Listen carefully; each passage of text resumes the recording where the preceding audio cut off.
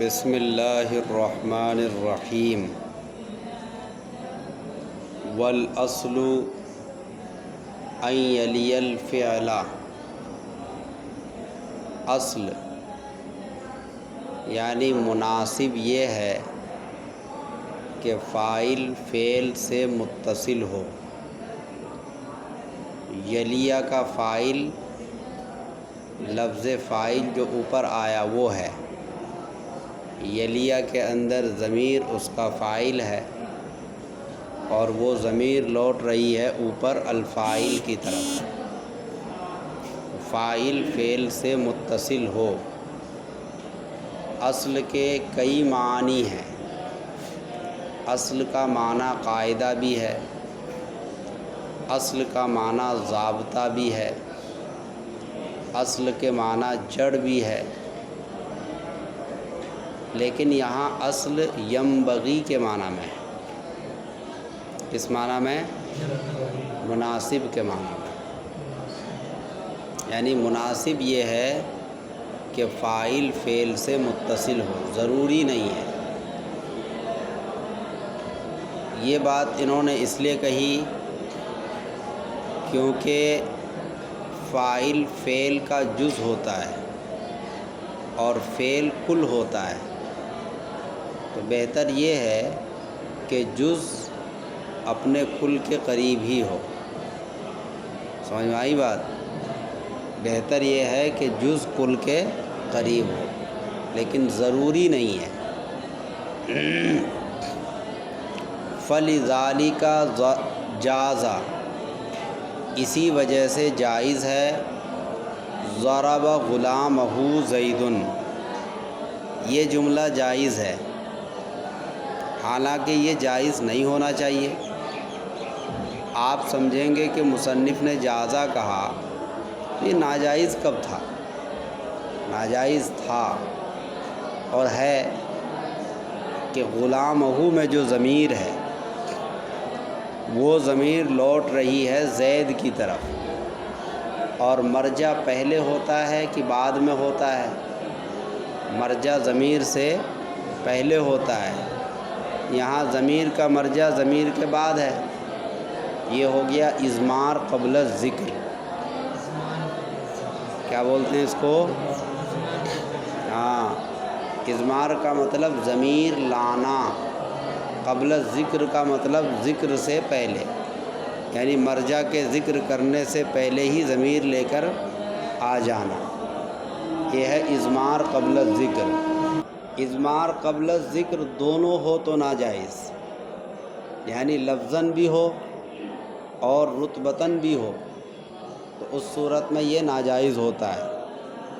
یہاں پر دیکھو، غلامہ کی ضمیر کا مرجع ہے زید، اس کا مطلب یہ کہ لفظی اعتبار سے ضمیر پہلے ہے، تو یہ اضمار قبل الذکر لفظاً ہوا۔ کیا ہوا؟ لفظاً۔ رتبتاً کا مطلب یہ ہے کہ یہاں اضمار قبل الذکر رتبتاً نہیں ہے۔ کیوں؟ کیونکہ ابھی آپ نے اوپر قاعدہ پڑھا کہ بہتر یہ ہے کہ فاعل فعل کے قریب ہو، لہذا اس قاعدے کے لحاظ سے زید کہاں ہے؟ ضربہ کے بعد۔ اس قاعدے کے لحاظ سے زید کہاں ہے؟ اگرچہ حقیقتاً نہیں ہے لیکن حکماً ہے۔ حکماً زید کہاں ہے؟ ضربہ کے بعد ہے۔ تو اس لحاظ سے اضمار قبل الذکر رتبتاً نہیں ہوا، کیونکہ زید کا رتبہ اور درجہ ضربہ کے بعد ہے، اور غلام کا درجہ، غلامہ کے اندر جو ضمیر ہے اس کا درجہ زید کے بعد ہے، اور زید کا درجہ ضربہ کے بعد ہے، یعنی زید اس سے غلام سے پہلے۔ تو ایک ہوتا ہے رتبے کے لحاظ سے اور ایک ہوتا ہے لفظ کے لحاظ سے۔ اضمار قبل الذکر دونوں اعتبار سے ہو جائے، یہاں پر صرف ایک ہی اعتبار سے ہے، لفظ کے اعتبار سے ضمیر پہلے ہے، لیکن رتبے کے لحاظ سے ضمیر پہلے نہیں ہے، ضمیر کہاں ہے؟ بعد میں، کیونکہ اوپر قاعدہ آ گیا کہ فاعل فعل سے کہاں ہوگا؟ متصل. تو گویا کہ زید معنوی طور پر ضربہ سے متصل ہے. یہاں اضمار قبل ذکر صرف لفظاً ہے، لہذا یہ جائز ہے. آگے والی مثال ہے ومتنا، اور ممتنع ہے. ضرب غلامہ زیدن، یہ جملہ ممتنع ہے. یہ جملہ ممتنع اس لیے ہے، یہاں بھی غلامہ کی ضمیر کا مرجع کون ہے؟ زید. اور زید لفظاً بھی مؤخر ہے، رتبتاً بھی مؤخر ہے. کیوں؟ لفظاً تو اس لیے کہ ظاہراً غلام کے بعد ہے، اور رتبتاً اس لیے ہے کہ زید مفعول بہ ہے، اور مفعول بہ کا درجہ کہاں ہوتا ہے؟ فاعل کے بعد. تو رتبے کے لحاظ سے بھی اس کا درجہ بعد میں ہے. یہاں اضمار قبل ذکر ہو گیا لفظاً اور رتبتاً دونوں. سمجھ میں آئی بات؟ غلامہ کی ضمیر زید سے لفظاً بھی مقدم ہے اور رتبے کے لحاظ سے بھی کیا ہے؟ مقدم ہے. اب یہ صورت ناجائز ہے، اس لیے بتایا گیا کہ اضمار قبل ذکر لفظاً اور رتبتاً دونوں ہو تو ناجائز. اسی لیے یہ جملہ ٹھیک نہیں ہوگا، ضرب غلامہ زیدن، یہ جملہ صحیح نہیں ہوگا. البتہ ضرب زیدن غلامہ کہیں تب جملہ صحیح ہو سکتا ہے. سمجھ میں آئی بات؟ تب جملہ صحیح ہو سکتا ہے. یہ بات ہو گئی. اب آگے بیان ہے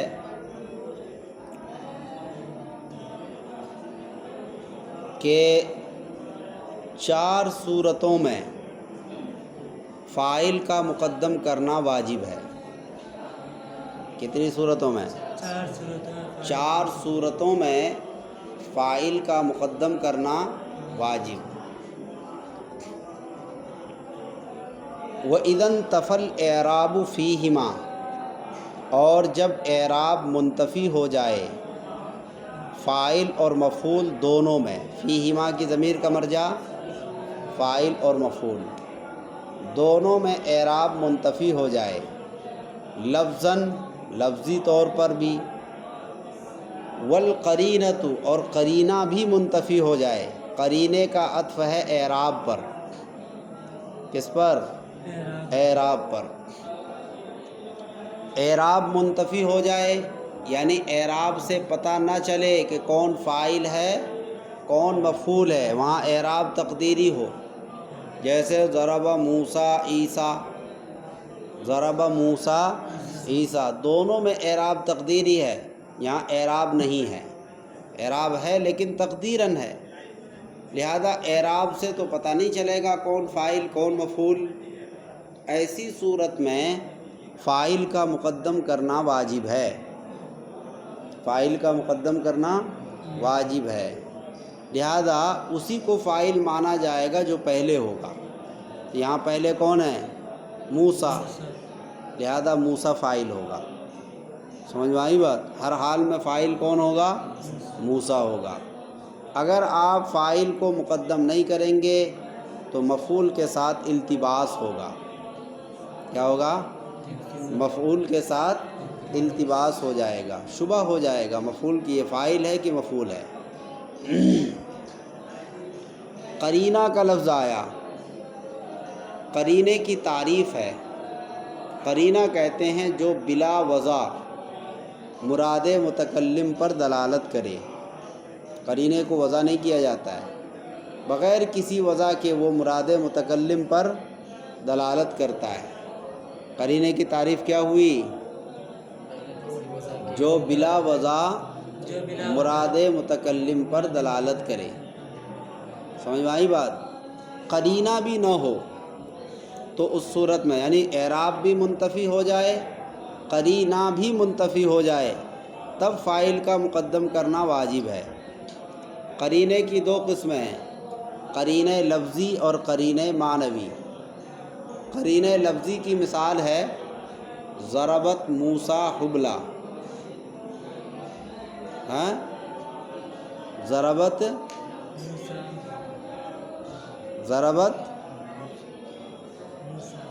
موسیٰ حبلہ ہے؟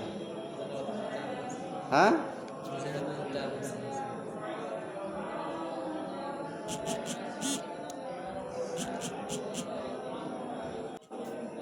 تو یہی ہے ضربت موسیٰ حبلہ۔ یہاں دیکھو حبلہ مؤنث ہے اور ضربت فعل بھی کیا ہے؟ مؤنث ہے۔ تو فعل کا مؤنث ہونا اور حبلہ کا مؤنث ہونا یہ قرینہ ہے کہ ضربت کا فاعل کون ہوگا؟ حبلہ ہی ہوگا۔ موسیٰ تو مذکر ہے لہذا وہ فاعل نہیں بن سکتا۔ آئی بات سمجھ میں؟ یہاں قرینہ موجود ہے، قرینہ لفظی۔ قرینہ کی دوسری قسم ہے قرینہ معنوی۔ قرینہ معنوی موجود ہو تو بھی کوئی حرج نہیں، پھر فاعل کا مقدم کرنا ضروری نہیں۔ جیسے یہاں لفظی میں فاعل کو مقدم نہیں کیا، بعد میں لائے حبلہ کو کیونکہ قرینہ موجود ہے۔ ایسے ہی قرینہ معنوی موجود ہو تو فاعل کو مقدم کرنا ضروری نہیں ہوگا۔ جیسے اکل الکمثرى یحییٰ، اکل الکمثرى یحییٰ، اکلا فعل ہے اور الکمثرى کہتے ہیں ناشپاتی کو۔ کس کو کہتے ہیں؟ ناشپاتی۔ تو ناشپاتی معقول ہے۔ ناشپاتی کیا ہے؟ معقول، یعنی کھائی جانے والی چیز ہے۔ یہ کھائی جانے والی چیز ہے تو یہ تو مفعول بنے گا۔ اور آگے ہے یحییٰ، یحییٰ معقول نہیں ہے، یحییٰ آکل ہے، کھانے والا، تو فاعل کون بنے گا؟ یحییٰ بنے گا۔ یہاں قرینہ موجود ہے اور قرینہ قرینہ معنوی ہے۔ معنی سے پتہ چلا کہ ناشپاتی فاعل نہیں بن سکتا کیونکہ ناشپاتی کسی کو کیسے کھائے گی؟ البتہ یحییٰ ناشپاتی کو کھا سکتا ہے۔ یہ کیا ہوا؟ قرینہ معنوی۔ لہذا قرینہ لفظی بھی نہ ہو، قرینہ معنوی بھی نہ ہو اور اعراب بھی نہ ہو۔ اس کی مثال ہم نے دے دی ضرب موسیٰ عیسیٰ۔ یہاں نہ تو قرینہ لفظی ہے، نہ قرینہ معنوی ہے، نہ ہی یہاں پر اعراب ہے، اعراب تقدیری ہے، لفظی نہیں۔ تو یہاں پر فاعل کا مقدم کرنا ضروری ہوگا۔ لہذا فاعل کون بنے گا؟ ضرب موسیٰ عیسیٰ میں فاعل کون بنے گا؟ موسیٰ ہی بنے گا، عیسیٰ کبھی نہیں بن سکتا۔ ایک صورت یہ ہو گئی فاعل کے مقدم کرنے کی۔ دوسری صورت او کان مضمرا متصلا، یا فاعل کی ضمیر ضمیر متصل ہو۔ فاعل کے جو ضمیر ہو وہ ضمیر ضمیر متصل ہو تو اس وقت فاعل کا مقدم کرنا ضروری ہے۔ جیسے ضربت زیدن، ضربت زیدن میں تو فاعل ہے جو کہ ضمیر متصل ہے۔ سمجھ میں آئی بات؟ اور یہ ضمیر فعل کے ساتھ ملی ہوئی ہے۔ اگر آپ یہاں فاعل کو مقدم نہیں کریں گے تو ضمیر متصل کا منفصل سے بدلنا لازم آئے گا۔ ضمیر متصل کا منفصل سے بدلنا لازم آئے گا، یہ درست نہیں ہے۔ یہ دوسری صورت ہو گئی۔ تیسری اور چوتھی صورت او وقع مفعولہ بعد الا، یعنی فعل کا مفعول یا فاعل کا مفعول الا کے بعد واقع ہو۔ فاعل کا مفعول کہاں ہو؟ الا کے بعد، یہ تیسری صورت ہے۔ جیسے اس کی مثال ہے ما ضرب زید الا عمرا، ما ضرب زید الا عمرا۔ تو دیکھو یہاں عمرن مفعول بھی ہے جو الا کے بعد ہے۔ کس کے بعد؟ الا کے بعد۔ اور ضرب زید میں زید فاعل ہے جو الا سے پہلے ہے۔ تو جب مفعول الا کے بعد واقع ہو تو اس وقت فاعل کا مقدم کرنا ضروری۔ یہ تیسری شکل۔ یہاں فاعل کا مقدم کرنا ضروری اس لیے ہے کیونکہ زید کی ضاربیت کو عمر کی مضروبیت پر منحصر کرنا ہے۔ زید کی ضاربیت کو یعنی زید کے مارنے کو منحصر کرنا کس پر؟ امر کی مضروبیت. امر مضروب ہے، زید کیا ہے؟ ضارب ہے، اس لیے ہم نے ضاربیت کہا. زید کی ضاربیت کا انحصار کرنا ہے امر کی مضروبیت پر. یعنی یہاں کہنے کا مطلب یہ ہوگا کہ نہیں مارا زید نے مگر امر کو، یعنی زید نے صرف امر کو مارا اور کسی کو نہیں مارا. انحصار کس پر ہوا؟ امر پر. انحصار کس پر ہوا؟ یعنی امر ہی منحصر ہے، امر کے علاوہ اور کوئی مار کھانے والا نہیں ہے. تو یہاں زید کی ضاربیت کو منحصر کرنا ہے کس پر؟ امر کی مضروبیت پر. یا امر پر کہو یا امر کی مضروبیت پر کہو، ایک ہی بات ہے. چوتھی شکل او معناہا، یعنی الا کے معنی میں ہو، اس کا مفعول جو ہو الا کے معنی میں کے بعد ہو. یا تو الا کے معنی میں ہو یعنی وہ جملہ انما ہو، اس جملے کے شروع میں لفظ انما ہو، معنی الا. معناہا کا مطلب معنی الا کے بعد ہو، معنی الا کے بعد. جیسے انما ضرب زید امرا، تو دیکھو ما اور الا جو کام کرتا ہے یعنی انحصار کا فائدہ دیتا ہے. سمجھ میں آئی بات؟ ایسے ہی انما بھی حصر کا فائدہ دیتا ہے. صرف کا ترجمہ اسی سے ہوگا، کس سے؟ انما سے. انما کا ترجمہ کیا ہوتا ہے؟ صرف. انما ضرب زید امرا، صرف زید نے امر کو مارا، زید نے صرف امر کو مارا، یہ معنی الا ہوا. دیکھو یہاں بھی فاعل کا مقدم کرنا ضروری ہے، کیونکہ یہاں بھی زید کے ضرب کو منحصر کرنا کس پر؟ امر پر. سمجھ میں آئی بات؟ کہ مار کھانے والا صرف کون ہے؟ امر. اس سے یہ پتہ چلا ان چار صورتوں میں فاعل کا مقدم کرنا واجب ہے. اس لیے مصنف نے آگے کہا وجب تقدیمہ، وجب فاعل کا مقدم کرنا واجب ہے. یہ جزا ہے، شرط پہلے ہے. وَإِذَا انْتَفَى میں یہ شرط پہلے ہے اور یہ اس کی جزا ہے. اب آگے چار صورتیں وہ ہیں جہاں پر فاعل کا مؤخر کرنا واجب ہے، فاعل کا مؤخر کرنا واجب ہے. اس کی پہلی صورت وَإِذَا اتصل بِهِ ضمیر مفعول، اور جب فاعل کے ساتھ مفعول کی ضمیر مل جائے. فاعل کے ساتھ کیا مل جائے؟ مفعول کی ضمیر. تو اس وقت فاعل کا مؤخر کرنا واجب. جیسے قرآن میں ہے وَإِذِ ابْتَلَىٰ إِبْرَاهِيمَ رَبُّهُ، دیکھو رب فاعل ہے اور اس کے اندر ضمیر ہے مفعول کی، اور یہ ضمیر لوٹ رہی ہے ابراہیم کی طرف. وَإِذِ ابْتَلَىٰ رَبُّهُ وَإِذِ ابْتَلَىٰ إِبْرَاهِيمَ رَبُّهُ. تو دیکھو یہاں پر ربہ یعنی فاعل کو مؤخر کرنا اس لیے ضروری ہے کہ اگر آپ ربہ کو ابراہیم سے پہلے لائیں، ربہ کو ابراہیم سے پہلے لائیں تو اس صورت میں اضمار قبل ذکر لفظاً اور رتبتاً دونوں ہوگا. عبارت ہو جائے گی وَإِذِ ابْتَلَىٰ رَبُّهُ إِبْرَاهِيمَ، اور ربہ کی ضمیر لوٹ رہی ہے کہاں؟ ابراہیم کی طرف. تو اس صورت میں ضمیر پہلے ہو جائے گی، مرجع بعد میں ہوگا، اور یہ اضمار قبل ذکر لفظاً بھی ہوگا رتبتاً بھی ہوگا. رتبتاً اس لیے ہوگا کیونکہ یہاں فاعل کا درجہ بعد میں ہے، پہلے نہیں ہے. اوپر تو فاعل کا درجہ پہلے تھا، لیکن یہاں اس ضابطے میں فاعل کا درجہ کہاں ہے؟ بعد میں، مفعول کے بعد. اب آپ نے مفعول سے پہلے کر دیا تو رتبتاً آپ نے کیا کر دیا؟ مقدم کر دیا.